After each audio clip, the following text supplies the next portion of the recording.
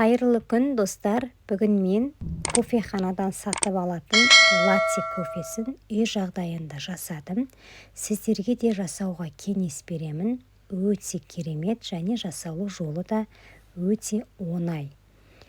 Ең алдымен бізге керегі дәл видеодағыдай менің қолымдағыдай кофе болу қажет.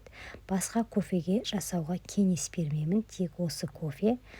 Осыдан 2 ас қасық ыдысымызға салып, оның үстіне 4 ас қасық қантымызды, жарты пиалай салқын суымызды құйып, ең алдымен қасықтың көмегімен араластырып, одан соң миксер арқылы жақсылап тұрып, езіп, көбік болғанша араластыратын боламыз.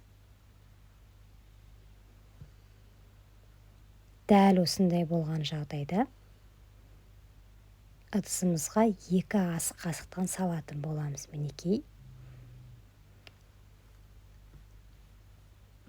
Оның үстіне қайнап тұрған ыстық сүтімізді құйып, жақсылап тұрып араластырасыздар. Осымен латте кофеміз дайын, жасап көріңіздер.